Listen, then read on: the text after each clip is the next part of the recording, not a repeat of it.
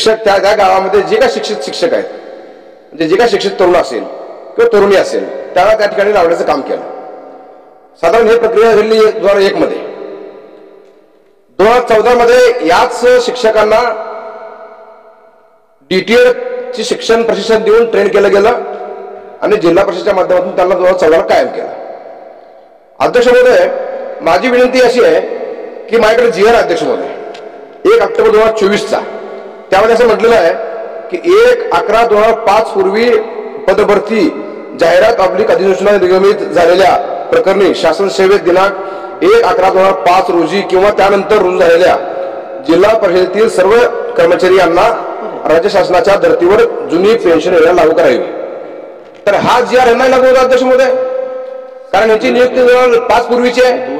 2001 ला हे लोक जॉईन झाले, 2014 ला प्रमोशन झाले. पण जिल्हा परिषदेच्या शिक्षकांना जर हे लागू असेल, कर्मचाऱ्यांना लागू असेल, तर हे पण जिल्हा परिषदेचेच आहेत, कारण जिल्हा परिषद शाळेचेच अंतर्गत हे काम करतात.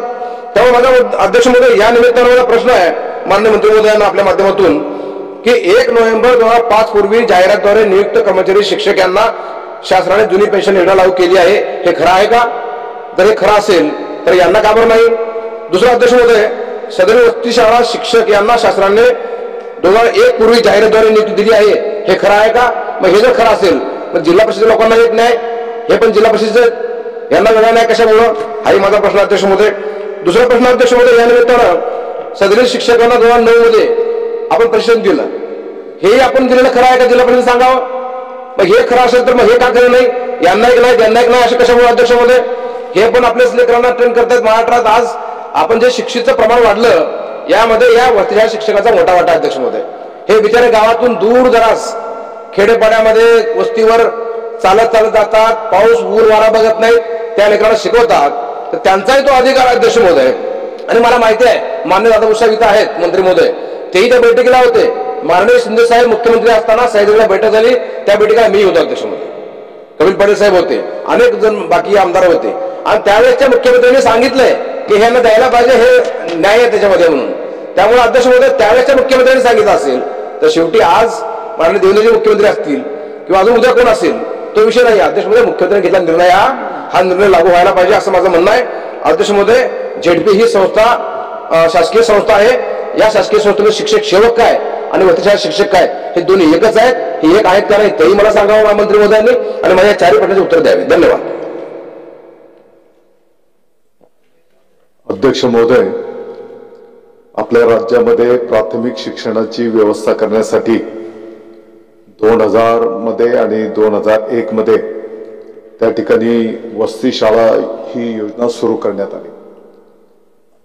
सर्वसाधारणपणे आपल्या 2007-08 आणि 2010-11 या कालावधीमध्ये 6852 वस्ती शाळांचं त्या ठिकाणी प्राथमिक शाळेमध्ये रूपांतर करण्यात आले. अध्यक्ष महोदय, ज्या वेळेस या वस्ती शाळेच्या संदर्भातला निर्णय करण्यात आला तर स्थानिक पातळीवरचा DED धारक असेल, त्यातही महिला असेल त्याला प्राधान्य देणं, किंवा मग 12वी ते जर उमेदवार उपलब्ध झाले नाही तर 12वी पास असलेल्या उमेदवाराला प्राधान्य देणं. ते पण जर स्थानिक पातळीवर उपलब्ध नसतील तर आजूबाजूच्या गावातनं घेणं आणि त्यांना त्या ठिकाणी या वस्ती शाळेमध्ये संधी देण्यात आली.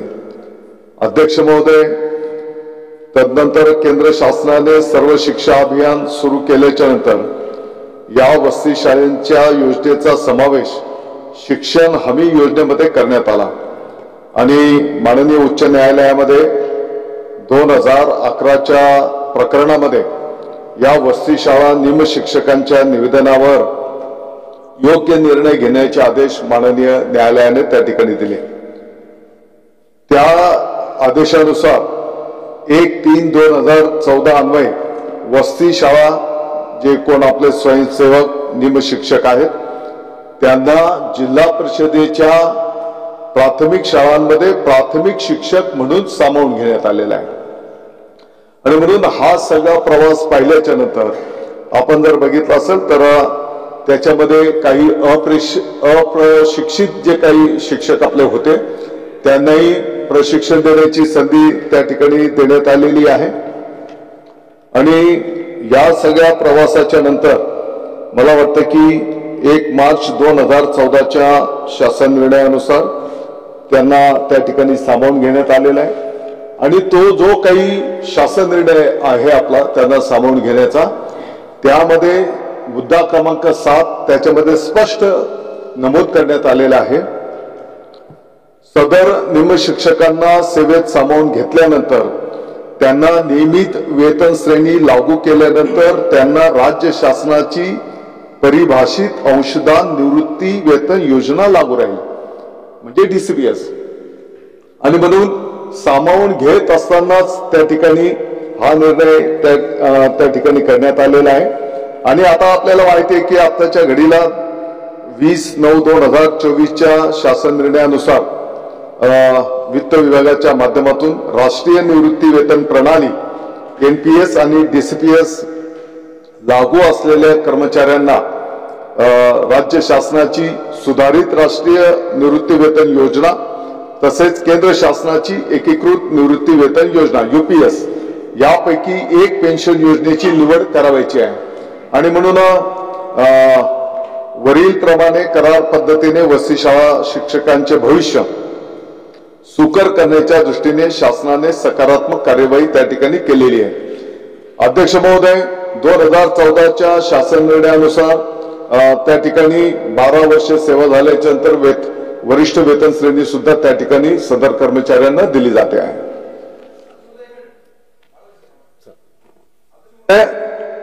उत्तरामध्ये कसली सकारात्मकता नाही आहे, जे उत्तर लिहून दिले नकारात्मक ते बोलतायत। माझी विनंती अशी अध्यक्ष महोदय, शेवटी शासन हे जनतेच्या हितासाठी काम करतं, आपण जनतेत बघितलं पाहिजे। आता हे काय म्हणतायत की त्यावेळेस आपण सांगितलं होतं की हे लागू होणार नाही म्हणून आपण घेतलं। अध्यक्ष महोदय, आपण कायमस्वरूपी अनुदानित म्हटलेलं आहे संस्थांना, शाळांना परवानगी देताना आपण आंदोलन करतो का नाही टप्प्याटप्प्यानं 20-20%? मग ते करतो हा का तुम्ही निर्णय बोट का ठेवताय? एखाद्या याच्यावरच बोट ठेवून का वागताय? एखाद्या नियमावर बोट ठेवून का वागताय? जर इकडे फ्लेक्झिबिलिटी होऊ शकते संस्थांना कायमस्वरूपी आंदोलन, आपण शाळा उघडल्या त्यांना पण आंदोलन चालू केलं 20-20%, ह्या बिचारांनी काय पाप केलंय? ह्यांनी काय पाप केलं सांगा ना?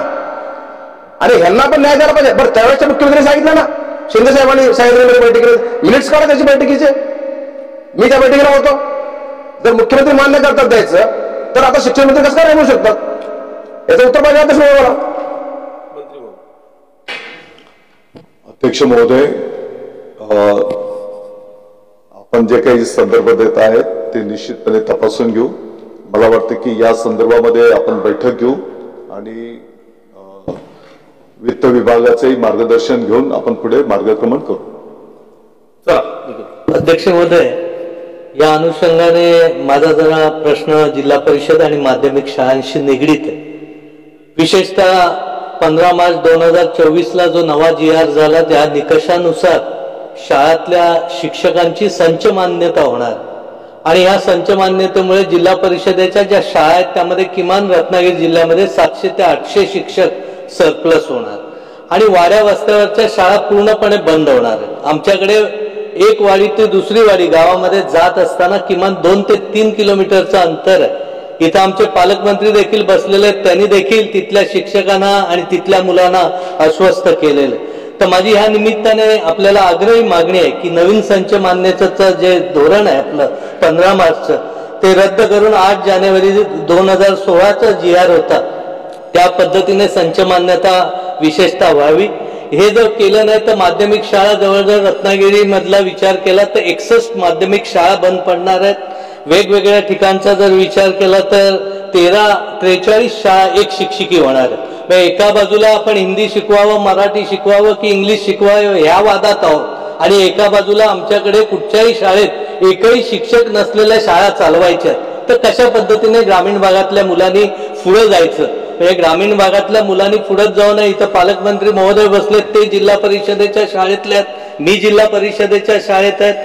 त्यावेळी आम्हाला कलेचा शिक्षक होता, पीटीचा शिक्षक होता, आज हे सगळे शिक्षक रद्द होत आहे आणि ग्रामीण भागातल्या शाळांचा दर्जा वाढला पाहिजे अशी जर भूमिका असेल तर हा तातडीने नव्या निकषाचा संच मान्यतेचा निर्णय शिक्षण मंत्री महोदय दादा भुसे साहेब अतिशय चांगल्या पद्धतीने काम करतात.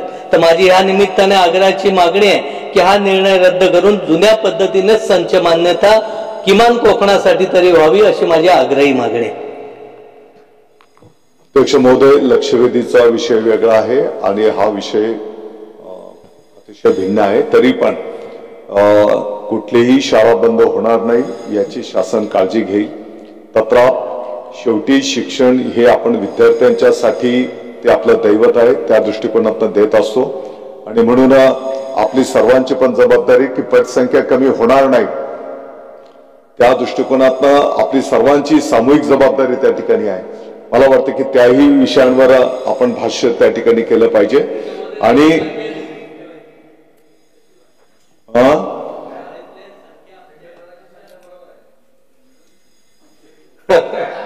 आपण जेवढं एवढं आहे की मी इथनं बोलू शकत नाही, परंतु माझी आपल्याला विनंती आहे. दादा बरोबर आहे ना?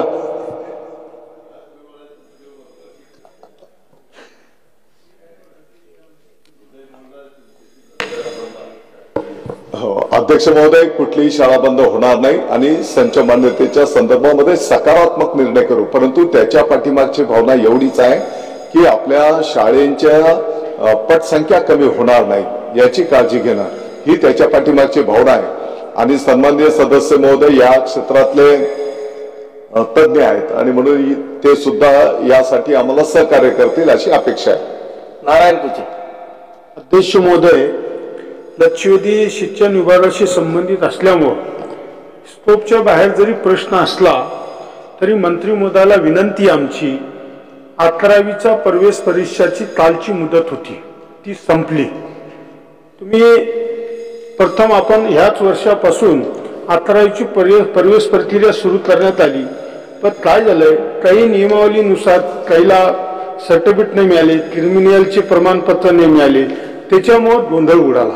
माझी अध्यक्ष महोदय आपल्या वतीने विनंती आहे मंत्री महोदयाला की 2-3 दिवस 11वीची प्रवेशाची मुदत जर वाढवून दिली ऑनलाईनची तर मला वाटतं राज्यामध्ये जो विद्यार्थीमध्ये जो गोंधळ उडालेला आहे त्या गोंधळाला शासन विद्यार्थ्याच्या पाठीशी असं होईल. म्हणून माझी विनंती आहे मंत्री महोदय की 2 दिवस किंवा 3 दिवस ऑनलाईन प्रवेश प्रक्रियेला आपण मुदत वाढवून द्यावा अशी विनंती मी आपल्यातर्फे करतो. धन्यवाद. अध्यक्ष महोदय, माझ्या माहितीप्रमाणे उद्याच्या प्रश्नोत्तरांमध्ये पहिल्या 12 मध्ये 8-10 प्रश्न हे शिक्षण विभागाशी संबंधितच आहेत आणि म्हणून प्रत्येक मुद्द्यावर आम्ही उद्या उत्तर देऊ. तत्राप 11वीची प्रवेश प्रक्रिया पहिल्यांदा अध्यक्ष महोदय संपूर्ण राज्यामध्ये ऑनलाईन त्या ठिकाणी देण्याचं प्रस्तावित करण्यात आलंय आणि ही वस्तुस्थिती आहे की काही तांत्रिक मुद्दे मध्यंतरीच्या काळात आल्यामुळे काही अडचणी निर्माण झाल्या होत्या, परंतु आत्ताच्या घडीला 5 लाखाच्या पुढे विद्यार्थ्यांना त्यांना अपेक्षित असलेले कॉलेजेस त्या ठिकाणी उपलब्ध करून देण्यात आलेले आहेत आणि कोणीही विद्यार्थी प्रवेशापासून वंचित राहणार नाही याची शासन काळजी घेईल. तेच ना, कोणीही विद्यार्थी प्रवेशापासून वंचित राहणार नाही त्यासाठी जे काही करावं लागेल ते करू आपण. आजच्या दिवसाच्या कामकाजाच्या क्रमामध्ये विशेष बैठकीत दर्शविण्यात आलेल्या लक्षवेधी सूचना क्रमांक 2 व 8 या दोन्ही सूचना दुपारच्या सत्रात म्हणजे नियमित बैठकीमध्ये चर्चेला घेण्यात याव्या असं पत्र माननीय मंत्री महोदयांनी दिलेलं आहे. त्याच्यामुळे या दोघही लक्षवेधी या नियमित याच्यात घेण्यात येतील. दुसरा एक लक्षवेधी क्रमांक 7 जी आहे ती पुढे ढकलण्यात आलेली आहे. त्याच्यामुळे आता लक्षवेधी क्रमांक 6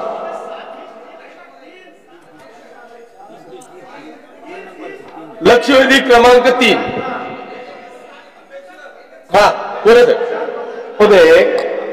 नाही माझे 3 नंबर घे.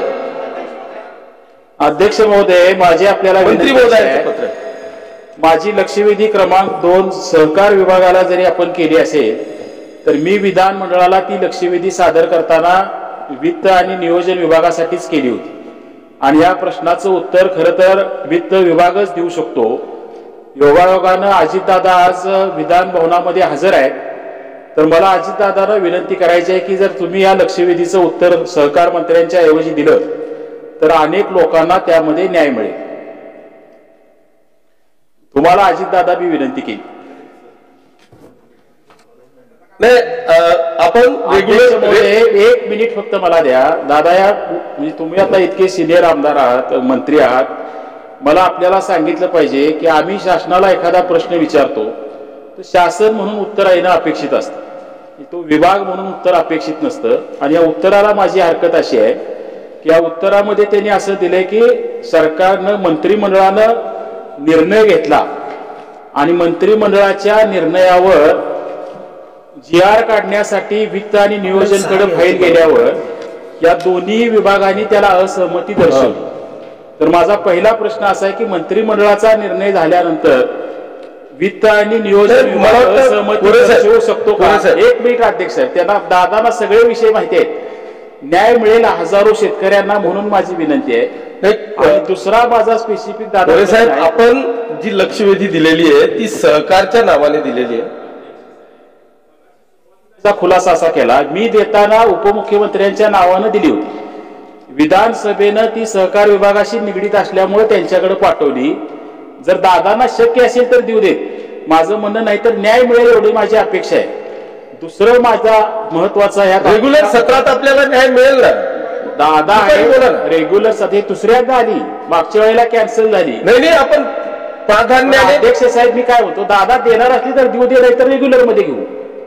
दुसरा दादा मला ह्यात आपल्याला सांगायचं आहे की राज्यपाल महोदय हे राज्याचे घटनात्मक प्रमुख असतात आणि तुम्ही आम्ही सगळेजण मंत्रिमंडळात काम केले. राज्यपालांचं अभिभाषण आपण त्यांना तयार करून देतो आणि राज्यपाल सभागृहासमोर अधिवेशन सुरू होत असताना जे भाषण करतात त्यावेळेला माझ्या सरकारनं हा निर्णय घेतलेला आहे असं ते आपल्या सगळ्यांच्या समोर त्या ठिकाणी आपलं मत मांडतात. त्या राज्यपालांच्या अभिभाषणामध्ये त्यांनी जाहीर केलं की माझ्या सरकारनं शेतकऱ्यांनी ज्या स्वतः कर्ज काढून पाणी पुरवठा संस्था केलेल्या आहेत त्या संस्थांना आम्ही कर्जमाफी दिलेली आहे असं जाहीर केलेलं असताना पुन्हा वित्त आणि नियोजन विभाग जर त्याला असहमती दर्शवत असेल तर हे उत्तर बरोबर आहे का, एवढं मला खरं तर आपल्याला या निमित्तानं विचारायचं आहे. आणि मग खरोखर आपल्याला ह्या शेतकऱ्यांना न्याय द्यायचा असेल, आज शासनाच्या निर्णय जाहीर केल्यामुळं खरं तर लोक वाट बघत थांबली, बँकांना शासनानं कळलं नाही. साहेब तुम्ही पूर्ण लक्षवेधी डेव्हलप करताय, नेमकं 2 आणि 7 पुढे ढकलण्याच्या संदर्भात माननीय मंत्री महोदयांनी पत्र दिलेलं आहे. मी ह्या 2, 7 आणि 8 या तिघही लक्षवेधी आपण रेग्युलर सत्रात घेणार आहोत. त्याच्यामुळे माझी आपल्याला विनंती आहे की आपल्याला सहकार मंत्री ओपन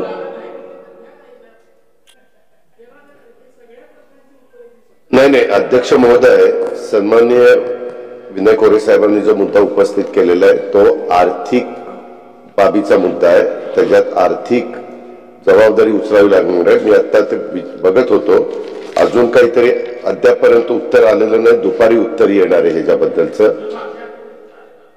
नाही आता मला तसंच सांगण्यात आलं, म्हणजे तशा प्रकारची माहिती देण्यात आली. मी वाटल्यास विनय कोरे साहेब जरी बाबासाहेब पाटील उत्तर देणार असतील तर त्यावेळेस मी सभागृहामध्ये हजर राहतो आणि मला जर त्याच्यात असं वाटलं की हस्तक्षेप करावा आणि त्याच्यामध्ये काही गोष्टी अधिकच्या सांगाव्या तर विनय कोरे साहेब जरूर पाणी पुरवठा ज्या योजना आहेत त्या शेतकऱ्यांच्या बाजूने सरकार नेहमी सकारात्मक राहिलेलं आहे. हे 2024चा निर्णय आहे आणि त्याच्यानंतर आता नवीन सरकार आल्यानंतर काहीतरी वित्त आणि नियोजन विभागाने त्याच्यामध्ये काही आदेश म्हणजे त्यांचं मत मांडलेलं, तर त्याबद्दल मी मुख्यमंत्री पण येतील त्यांच्याशी पण थोडीफार चर्चा करून साधारण विनय कोरे साहेबांचं समाधान होईल अशा प्रकारचा मार्ग आम्ही काढू. लक्षवेधी क्रमांक 3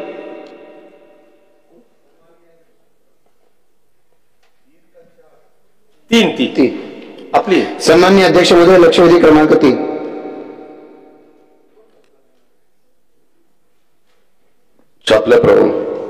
सन्माननीय अध्यक्ष महोदय, सदरची लक्षवेधी ही पनवेल तालुक्यातल्या आणि पनवेल महापालिका हद्दीतल्या खारघर या शहराच्या नागरिकांच्या दारू बंदीच्या आणि दारूच्या वेगवेगळ्या विक्रीच्या परवान्याला विरोध करण्याच्यासाठी म्हणून आहे. अध्यक्ष महोदय, खारघर हे तसं हमरस्त्यावरचं गाव आहे आणि आजच्या काळामध्ये खारघरची गणना ही अत्याधुनिक अशा पद्धतीच्या शहरामध्ये होते आहे. पण रस्त्यावरती असलेल्या या गावामध्ये सगळ्यात पहिल्यांदा 2002 साली परवाना दिला गेलेला आहे. याच्या आधी या ठिकाणी कुठलाही दारूचा परवाना नव्हता, दारू विक्रीचं त्या ठिकाणी दुकान नव्हतं. 2002 साली या ठिकाणी पहिला परवाना दिला गेला होता आणि तेव्हापासून या संदर्भामधला विरोध सुरू झाला आणि वेगवेगळ्या पद्धतीची निवेदनं देत दारूबंदीच्या संदर्भामधली मागणी आग्रह करत जी सुरुवात झाली, याच्यामुळे अध्यक्ष महोदय त्या ठिकाणी दारूबंदी झाली. 2007 साली 14 नोव्हेंबर रोजी या ग्रामपंचायतीनं ठराव केला आणि दारूबंदी केली. त्यानंतर त्यानं या ठिकाणी वेगवेगळ्या टप्प्यावरती या दारूच्या दुकानांच्या विरोधामध्ये आंदोलनं होत राहिली आहेत. संघर्ष नावाची एक संस्था, ही संस्था सगळ्या सामाजिक राजकीय संघटनांनी एकत्र स्थापन केली. अध्यक्ष महोदय, त्यांच्या चळवळीचा इतिहास हा प्रचंड मोठा आहे आणि या सगळ्या निवेदनं आणि या सगळ्याच्या माध्यमातून या ठिकाणी दारूच्या दुकानांवरती सातत्यानं बंदीची मागणी होत राहिली. आतापर्यंत केवळ 3 हॉटेल, एक स्वतःला 4 स्टार म्हणवणारं हॉटेल, त्यांच्याकडे परवानगी बारची, एक आणखीन एक निरसुख पॅलेस, जे रसोई, एवढ्यालाच त्या ठिकाणी आतापर्यंत परवानगी मिळाली. ती सुद्धा कायद्याचे पळवाटा शोधूनच त्या ठिकाणी त्यांनी परवानगी मिळवली. या सगळ्याच्या विरोधामध्ये सातत्यानं खारघरच्या नागरिकांनी संघर्ष केलेला आहे आणि त्यामुळे आता ज्या वेळेला एक थेट वाईन शॉप हे मुंबईतल्या परवानगी शिफ्ट करून खारघर मधल्या एका मोठ्या रस्त्यावरती, मुख्य रस्त्यावरती देण्यात आलं, तेव्हा लोकांच्या भावनांचा कडेलोट झालेला आहे. सन्माननीय, मी समजतो की अतिशय चांगली गोष्ट की सन्माननीय उपमुख्यमंत्री अजितदादा हे या प्रश्नाचं उत्तर देणार आहेत. त्यांच्याकडे हे खाते आहे आणि त्यांचा रोखठोक स्वभाव हा महाराष्ट्राला माहिती आहे आणि त्यामुळे जर एखाद्या शहरातली लोक ही दारू बंदी मागतायत, त्याच्या पलीकडे ठाणे जिल्हा सुरू होतो, अवघ्या काही अंतरावरती पलीकडच्या बाजूला अन्य शहर आहेत, त्या ठिकाणच्या लोकांचं जर अशी भूमिका नसेल तर ठीक आहे. पण इथे 2002च्या आधीपर्यंत एकही लायसन नाही. 2002ला पहिलं ते रद्द झालं, पण तेव्हापासून आतापर्यंत केवळ 3 परवानग्या होत्या. तर आता हे नव्यानं सुरू झालंय आणि मग केवळ कायद्यातल्या पळवाटा का दाखवल्या जातात. आणि म्हणून अध्यक्ष महोदय, माझा प्रश्न या ठिकाणी आहे, इथं उत्तरामध्ये म्हटलं गेलंय की पनवेल महापालिकेनं पहिल्यांदा 2019 साली संपूर्ण महापालिका हद्दीमध्ये या अणुजप्त्या बंद करण्याच्या संदर्भातला ठराव केला. खात्यानं सांगितलं तसं करता येत नाही. मग त्यांनी पुन्हा ठराव केला की खारघर आणि परिसरात दारूबंदी करू. पुन्हा आपण सांगता हे नियमाला धरून नाही. एक महापालिका, एक यंत्रणा स्वतःहून सांगते की त्या लोकांची इच्छा आहे आणि म्हणून हा ठराव करतोय. एकदा केला तो तुम्ही सांगता नाही अलाउड, दुसऱ्यांदा केला तो सांगता नाही केल्याप्रमाणे. अध्यक्ष महाराज, मी फार specific Parli Vaidyanath thermal power स्टेशनच्या 1, 2, 3, 4, 5 संचाच्या आणि चालू असलेल्या 6, 7, 8 या संचा बाबतीत प्रश्न विचारले होते.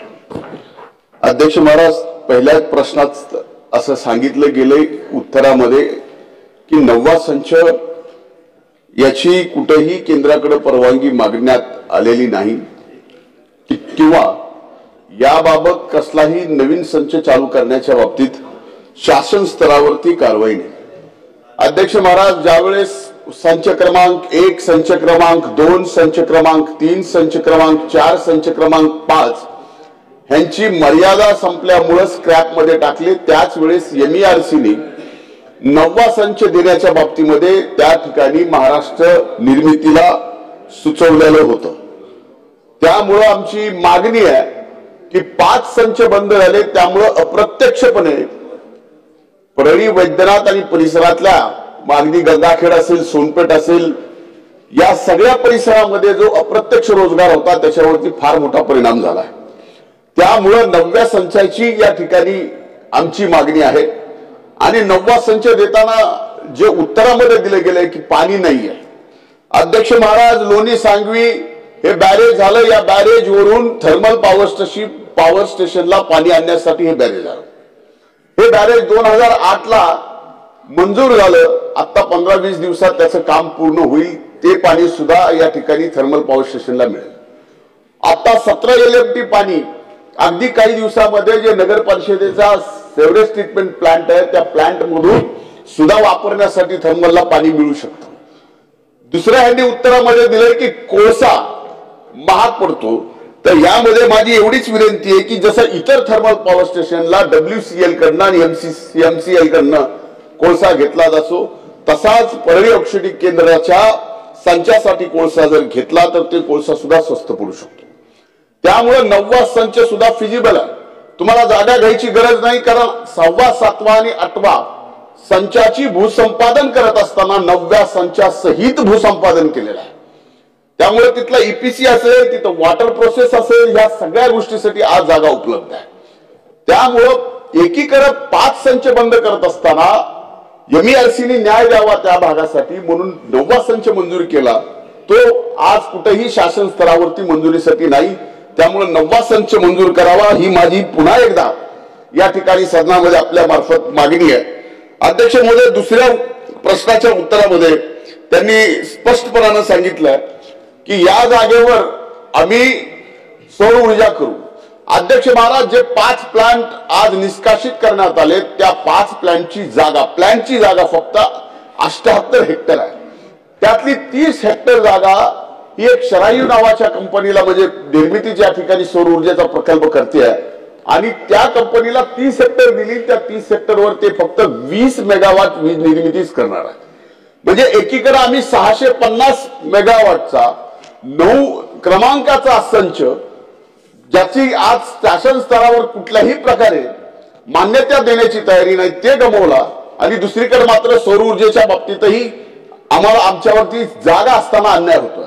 अध्यक्ष महाराज, आज हजारो एकर जमीन ही निर्मितीची परळी आणि परळी परिसरामध्ये थर्मल पॉवर स्टेशन साठी घेतलेली आहे. जमिनीचा खर्च नाही, पाण्याचा खर्च नाही, खर्च आहे कोळशाचा. त्यामुळं याबाबत या 9व्या संचासोबत उर्वरित जमीन जी आहे ज्याला 1 रुपया सुद्धा खर्च लागणार नाही त्या जमिनीवर सुद्धा सोलार उभं करावं ही एक विनंती आहे. अध्यक्ष महाराज, मी आपल्याला स्पेसिफिक सांगतो की आज 6, 7, 8 सुद्धा जो संच चालू होतो वर्षातून किती दिवस चालू होतो हे आपल्याला माहिती कारण हा MOD मध्ये आहे. आता MOD मध्ये गेल्यामुळं स्वाभाविकच ज्या वेळेस आमचा नंबर लागेल त्यावेळेस आमचा थर्मल चालू होतो. अशा परिस्थितीमध्ये परळी औद्योगिक विद्युत केंद्राचे हे तिन्ही संच MOD मधून काढावेत ही माझी विनंती आहे. हे माझं अपील सुद्धा MERC मध्ये या ठिकाणी चालू आहे. जर आपल्या निर्मिती विभागाने याबाबत पॉझिटिव्ह से दिला तर MOD मध्ये परळीचं थर्मल पॉवर स्टेशन सुद्धा येऊ त्यातनं निघू शकतं आणि 12 महिने ते चालू शकतं, पूर्ण क्षमतेने चालू शकतं. या 3 प्रश्नाचे उत्तर अध्यक्ष महाराज या ठिकाणी पाहिजे. माननीय अध्यक्ष महोदय, सन्माननीय धनंजय मुंडे साहेबांनी जे प्रश्न या ठिकाणी उपस्थित केलेले आहेत मुळामध्ये पहिल्यांदा मी आपल्या मुंडे साहेब लक्षात आणून देतो की MOD म्हणजे मेरिट ऑर्डर डिस्पॅच हे कोणाच्या हातात नाहीये. हे पूर्णपणे ही कम्प्युटराइज सिस्टीम आहे आणि या सिस्टीम मध्ये त्या क्षणी ज्याची वीज स्वस्त असेल म्हणजे आपले ज्यांच्याशी PPA झाले अशा प्रायव्हेट माणसाची वीज जर आपल्यापेक्षा स्वस्त असली तर तीच आपल्याला घ्यावी लागते आणि हे ऑटोमॅटिक आहे. याच्यामध्ये कुठलाही म्हणजे याची वीज बंद कर याची वीज घे असं काही नाही आहे. त्यामुळे मेरिट ऑर्डर डिस्पॅच मध्ये असा नियम आहे की जी वीज ज्यावेळी स्वस्त असेल त्यावेळेस ती घ्यावी लागते. आता आपण जर इथला विचार केला तर आता आपला जो 8वा संच आहे या 8व्या संचालाही आपल्याला लिंकेज नाही आहे, ब्रिज लिंकेज आहे. 2 प्रकारचे लिंकेज असतात, एक लिंकेज असतो दुसरा ब्रिज लिंकेज असतो. लिंकेज मध्ये आपल्याला लिंकेज कोल हा स्वस्त मिळतो. ब्रिज लिंकेज मध्ये जवळपास बाजार भावाने आपल्याला तो घ्यावा लागतो. त्याच्यामुळे त्याची किंमत ही फार जास्त होते. आज आपण जर बघितलं तर आहे अस्तित्वातले जे संच आहेत तेच MOD मुळे आपल्याला ऍव्हरेज 30% बॅकडाऊन करावे लागतात. 30%, कधी कधी तर 50% बॅकडाऊन करावे लागतात. ते बंदच ठेवावे लागतात आपल्याला कारण ते MOD बसतच नाही. मुळामध्ये आपण एक लक्षात घेतलं पाहिजे की कोळशाचे दर, ट्रान्सपोर्टेशनचा दर, या सगळ्या गोष्टीचा विचार केल्यानंतर नॉर्मली फक्त पीक अवर्स जे असतात त्या पीक अवर्स मध्येच इथली वीज ही एमओडी मध्ये बसते, बाकी वेळेस ती बसत नाही. आणि म्हणून आपण जे सांगितलं त्या संदर्भात इथे 9वा संच तयार करण्याच्या संदर्भात आम्ही त्याचं पूर्ण अवलोकन केलं. ते अवलोकन केल्यानंतर हे लक्षात आलं की इथे संच केला त्याला कोल लिंकेज नाही, ब्रिज लिंकेज घ्यावं लागेल. ब्रिज लिंकेज घेतलं तर तो किमान 60% दिवस एमओडीत बसणार आणि त्याच्यामुळे त्याच्यावर परतावा तर सोडाच, पण त्याच्यावर जो आपला खर्च होईल तो खर्च देखील म्हणजे काढणं आपल्याला कठीण जाईल. आणि म्हणून हा प्रश्न आहे की शेवटी MERCनी रेग्युलेशन देताना आपल्याला स्पष्टपणे सांगितलेलं आहे की तुम्हाला त्यावेळी ज्याची वीज सगळ्यात स्वस्त असेल ती खरेदी करावी लागेल. आणि त्या एमओडीत आता 8वा बसत नाही, 7वा बसत नाही, 6वाही बसत नाही आहे. आणि आपण अजून एक जर नवीन तिथे करायला गेलो तर आपल्या संपूर्ण ही जी काही डिस्ट्रीब्युशन कंपनी आहे ती लॉस मध्ये जाईल. आणि प्लस प्रश्न विचारला की ग्रामपंचायतीचं रूपांतर महानगरपालिकेमध्ये झालं तर ग्रामपंचायतीची नियमावली वेगळी असते. ग्रामपंचायतीचे रस्ते, ग्रामपंचायतीचं एकंदरीत तो प्लॅन, नगरपंचायत झाली की नॉर्म्स बदलतात, नगरपालिका झाली की अजून नॉर्म्स बदलतात आणि महानगरपालिका झाली तर अजून नॉर्म्स बदलतात. हे आपल्याला माहिती आहे. त्याच्यामध्ये रस्ते आपण मोठे टाकतो, त्याच्यामध्ये वेगवेगळ्या प्रकारचे आरक्षण टाकतो, त्याच्यामध्ये नागरिकांना मोठ्या प्रमाणावर होत असताना कुठल्याही प्रकारची असुविधा तिथं राहू नये. दफनभूमी असेल, स्मशानभूमी असेल, क्रीडांगण असेल, तुमचं उद्यान असेल, इकॉनॉमिक सेक्शनच्या करता घरं असतील, अशा अनेक गोष्टी आपण त्याच्यामध्ये टाकत असतो. त्याच्यामुळं सभागृहांनी एक गोष्ट लक्षात घ्यावी, ग्रामपंचायत असताना ठराव झाला, नंतर जी महानगरपालिका झाली म्हणून तेच कंटिन्यू महानगरपालिकेत होईल असं अजिबात होत नाही. हे पहिल्यांदा सगळ्यांनी ध्यानामध्ये घेतलं पाहिजे. अध्यक्ष महोदय, त्यामध्ये साधारण पहिल्यांदा ही ग्रामपंचायत होती, ग्रामपंचायतीचं रूपांतर महानगरपालिकेमध्ये झालं. आज अंदाजे पनवेल महानगरपालिकेमधली लोकसंख्या 15 लाखच्या दरम्यान साधारण प्रशांत असेल आणि त्याच्यामध्ये खारघरची लोकसंख्या अंदाजे 4 ते 5 लाख आहे. इतकं मोठ्या प्रमाणावर तिथं नागरीकरण झालंय, बाहेरचे लोक आले, वेगवेगळे व्यवसाय सुरू झाले. ज्यावेळेस मोठे मोठे हॉटेल येतात अध्यक्ष महोदय, त्यावेळेस त्या हॉटेलला बाबा 5 स्टार हॉटेलमध्ये काय सुविधा असल्या पाहिजे, 4 स्टार हॉटेलमध्ये काय सुविधा असल्या पाहिजे, 7 स्टार हॉटेलमध्ये काय सुविधा असल्या पाहिजे, हे जी एक नियमावली आहे ते पहिल्यापासूनच देशामध्ये सगळीकडे त्या बाबतीमध्ये लागू आहे. तसे आपल्या पण राज्यामध्ये लागू आहे. आता या सन्माननीय प्रशांतजींचं म्हणणं असं आहे की आम्ही ठराव करतो म्हणून ते बंद करा. अध्यक्ष महोदय, मागे ह्याच सभागृहामध्ये काही सन्माननीय आपल्याला आठवत असेल, मागे आपण एकाच जिल्ह्यामध्ये, मी त्या जिल्ह्याचं नाव पण घेत नाही, जिल्ह्यामध्ये दारूबंदी केली. नंतर मागे सरकारमध्ये आम्ही असताना आपण पण त्यावेळेस सगळेजण त्या सरकारमध्ये होतो, त्यावेळेस ती दारूबंदी उठवली. कारण सर्वे करेला दारूबंदी केल्यानंतर छोटी छोटी मुलं बाहेरच्या बाजूने शाळेतली ते बाटल्या तिकडनं जिथं दारू विक्री व्हायची तिथनं घ्यायचे, दारूबंदी असणाऱ्या जिल्ह्यामध्ये आणायचे आणि ते विकायचे. त्याच्यातनं एक सर्वे असा पुढे आला की याच्यातनं मुलांनाच एक वेगळ्या प्रकारचा व्यवसाय मिळाला आणि मुलं त्याच्यातनं पैसे कमवायला लागले आणि म्हणून आपण ती दारूबंदी उठवली. दारूबंदी आणि काहींनी तर तिथं आमदार खासदार आम्हाला निवडून द्या, आम्ही निवडून आल्यावर आम्ही दारूबंदी उठू आणि ते खासदार झाले, आमदार झाली. वस्तुस्थिती आहे आपल्या महाराष्ट्रामध्ये, पण त्या खोलात मी जात नाही. आता प्रशांतजी ठाकूर साहेबांचं म्हणणं, त्यांनी अनेकदा ही लक्षवेधी आणली. यांनी आता जे काही मुद्दे उपस्थित केले, बाबा एक तिथं विदेशी मद्य किरकोळ विक्री शॉप आहे. मला सभागृहाला एक गोष्ट सांगायची की 1900 जवळपास 72 पासून आपण कधी पण नवीन दुकानं महाराष्ट्रामध्ये दिलेली नाही. पण साधारण बाकीच्या राज्यांमध्ये, उत्तर प्रदेशमध्ये तर दरवर्षी 3% दुकानं जास्तीची देत राहतात. आपण त्याच्यामध्ये कुठल्याही प्रकारे बदल करत नाही. मात्र काहींना एखाद्या ठिकाणी दारूचं दुकान असेल पूर्वीच्या काळामध्ये दिलेलं आणि त्याचं स्थलांतर करायचं असेल तर त्याला मात्र राज्य सरकार नियमाप्रमाणे परवानगी देतं. ज्या काही गोष्टी असतात, बाबा तिथून शाळा किती लांब असली पाहिजे, इतर काही गोष्टी किती लांब असल्या पाहिजे, त्याच्यामध्ये ते बसत असेल तर अध्यक्ष महोदय त्याला परवानगी त्या बाबतीमध्ये दिली जाते. आणि तिथं रेस्टॉरंट बार सुरू झालेले ते म्हणतात ते बरोबर आहे FL3ची, पण त्यांनी सांगताना असं सांगितलं की बाबा ते तिथं त्यांना रेस्टॉरंट बारला परवानगी दिलेली असली तरी ते तिथं वेगळे काही गोष्टी करतात, दारू म्हणजे ऍडव्हर्टाइजमेंट करतात असं काही सांगितलं. त्याच्याबद्दल एक्साईजचे लोकांना पाठवलं जाईल, तिथं स्क्वॉड पाठवलं जाईल अचानक आणि ते तपासलं जाईल किंवा कलेक्टरला पण त्याच्याबद्दलची माहिती किंवा आमचे SP पण तिथं असतात त्यांच्याकडनं पण ती माहिती ही निश्चितपणे घेतली जाईल. पण हे जो काही आमच्या प्रशांतजींचा आग्रह आहे की आम्ही महानगरपालिकेने ठराव केला तर लगेच तुम्ही दारूबंदी करा, वास्तविक महानगरपालिकेला पूर्णपणे अशा प्रकारचा ठराव करण्याचा अधिकार कुठे दिलेला नाहीये. त्याच्यामध्ये काही आपण प्रोसिजर केलेली आहे साधारण. मी माझे मत मांडण्यासाठी आज इथं उभा आहे. खऱ्या अर्थानं दोन्ही बाजूच्या सदस्यांचं मी भाषण ऐकत होतो. ते सगळेच म्हणतायत की शेतकऱ्याच्या बाबतीमध्ये राजकारण करू नये आणि ही गोष्ट अत्यंत खरी आहे. अध्यक्ष महोदय, हा शेतकरी राजा त्याच्या मागे असणारे कष्ट आणि त्यांचं मिळणारी उत्पन्न आहे ते फारच कमी प्रमाणात आहे. आज आपण बघतोय की सगळं निसर्गावर आधारित असणारी शेती, खऱ्या अर्थानं प्रत्येक जण वेगवेगळ्या गोष्टीवर अवलंबून असतो, पण खऱ्या अर्थानं अनिश्चितता ही निसर्गामध्ये असते आणि त्या निसर्गावर अवलंबून आपला शेतकरी असतो. माझ्या जिल्ह्यामध्ये सुद्धा अध्यक्ष महोदय 9 ते 11 जून मध्ये खूप मोठ्या प्रमाणावर वारं वावदान आलं आणि त्या वादळी वाऱ्यामुळे प्रचंड मोठ्या प्रमाणावर नुकसान हे शेतकऱ्यांचं झालेलं आहे. वसमत तालुका असेल, औंढा तालुका असेल, कळमनुरी तालुका असेल, यामध्ये खूप मोठ्या प्रमाणावर त्या शेतकऱ्यांच्या केळीचे बाग असतील, त्यानंतर तिथं पपईचे बाग असतील आणि तिथं खूप मोठ्या प्रमाणावर त्या शेतकऱ्यांचं नुकसान झालेलं आहे. ते तोंडाला आलेला घास या शेतकऱ्यांचा खऱ्या अर्थानं खूप मोठ्या प्रमाणावर तिथं नुकसान झाले. त्या तोंडाला आलेला घास त्या शेतकऱ्यांचा गेलेला आहे.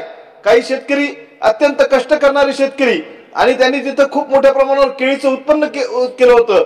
हेक्टरी त्यांना 20-20 लाख रुपयाचं केळीचा बगीचा सुद्धा शेतकऱ्यांचा व्यापाऱ्यांनी मागितला होता, पण एका रात्रमध्ये त्या शेतकऱ्यांचं खूप मोठ्या प्रमाणावर नुकसान झालेलं आहे. अध्यक्ष महोदय, आज आपण बघितलं असेल की त्या शेतकऱ्यांना खऱ्या अर्थानं आपण सरकारच्या माध्यमातून MRGSच्या विहिरी मंजूर करतोय, गोठे मंजूर करतोय, पण त्या शेतकऱ्यांना त्याचे 4-4 वर्ष जर पैसे भेटत नसतील तर खऱ्या अर्थाने ही शेतकऱ्याची थट्टा आहे. त्यामुळे अध्यक्ष महोदय, आपल्या मार्फत मी आपणास विनंती करतोय की आपण तिथं त्या शेतकऱ्यांचे पैसे रेग्युलर भेटले पाहिजे, त्यांना विहिरीचं जे अनुदान आहे ते भेटलं पाहिजे, त्यांच्या गोठ्याचं जे अनुदान आहे ते सुद्धा भेटलं पाहिजे. आज आपण बघतोय की शेतकऱ्यांना जर किमान आधारभूत किंमत असेल, विजेचा प्रश्न जर मिटला असेल आणि जर तिथं त्या शेतीवर उत्पादन करणारी कारखानदारी असेल तर खऱ्या अर्थाने शेतकऱ्याला कोणत्याही अनुदानाची गरज पडणार नाही. पण शेतकऱ्याला आज मी तुम्हाला एक उदाहरण देतो की हिंगोली जिल्ह्यातील सुमारे 300 ते 400 शेतकऱ्यांनी स्वतंत्र डीपीसाठी शेतीसाठी योजनेअंतर्गत 3-4 वर्षाखाली कोटेशन भरले होते. पूर्णपणे अधिकाऱ्यांच्या हलगर्जीपणामुळे काही गोष्टी घडल्याचं सिद्ध झालेलं आहे आणि तरी त्यांच्यावरती आता दोषारोप आपण त्यांना समज देण्यात आलेली आहे आणि जर आणखी निष्काळजीपणा दिसला तर निश्चितच त्यांच्यावर कठोर कारवाई करण्यात येईल.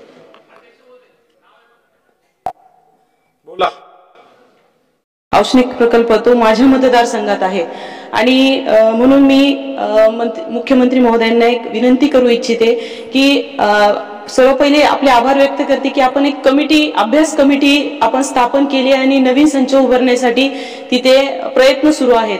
तर माझा एक स्पेसिफिक प्रश्न असा आहे की ह्या समितीचा अहवाल हा आपल्याला किती वेळात मिळणार आहे आणि पुढे त्याच्यावर कशी कारवाई केली जाईल? मुळामध्ये आपल्याला कल्पना आहे की नाशिकलाही तोच प्रश्न होता MODच्या संदर्भात. आपण नाशिकचा विचार जो करतो तो आयलँडिंग करता करतो, कारण मुंबईचं आयलँडिंग आपल्याला करावं लागतं आणि आता मोठ्या प्रमाणात समजा वाढवणचं बंदर होणार आहे तर त्या ठिकाणी देखील विजेची आवश्यकता पडणार आहे. या सगळ्या गोष्टी विचारात घेऊन आपण समिती तयार केली आहे की त्या समितीच्या माध्यमातून आपल्याला काय उपाय करता येईल जेणेकरून MOD मध्ये बसून आपल्याला काही वीज निर्मिती करता येईल का, तर त्या संदर्भात ही कमिटी तयार करण्यात आलेली आहे. आता नेमकं किती दिवसात कमिटी रिपोर्ट देणार मला कल्पना नाही, पण मी कमिटीला सांगेल 1 महिन्याच्या आत त्यांनी रिपोर्ट द्या. प्रश्न या कपा व्यवसायी राम फटाले यांनी डॉक्टर लक्ष्मण जाधव सावकाराकडून कर्ज घेतले होते. कर्जाची रक्कम व्याजासह देऊन देखील जाधव पती पत्नीकडून मानसिक त्रास देत शिवीगाळ केली जात असणे आणि सावकार फटाले यांच्याकडून चेक घेतला असणे, पैसे परत देऊनही आणखी पैशाची मागणी करत असणे. अध्यक्ष महाराज, शनिवारी रात्री त्याला धमकवलं गेलं आणि कपडा व्यापाऱ्यांनी त्या ठिकाणी आत्महत्या केली. अध्यक्ष महाराजांनी चिठ्ठी लिहिली. अध्यक्ष महाराज, मी पक्षाचं नाव याच्यासाठी घेतलं नाही कारण की मग त्याचा वादक होईल, पण हे जे काही प्रकार महाराष्ट्रामध्ये चाललेला आहे, सत्तेचा माज जो चाललेला आहे, त्याला कुठेतरी आता चाप बसला पाहिजे. अध्यक्ष महाराज, शेतकरी सुखी नाही, व्यापारी सुखी नाही, बेरोजगार सुखी नाही, पण काय चाललंय या महाराष्ट्रात. आणि म्हणून तुमच्या माध्यमातून माझा सरकारला आपण सांगावं की या सगळ्या गोष्टीच्या दमदाट्या आणि या ज्या पद्धतीने महाराष्ट्रात चाललेला आहे याला कुठेतरी चाप लागेल का, एवढंच माझं मत आहे. आणि ही जे मी शासनाने दिलेल्या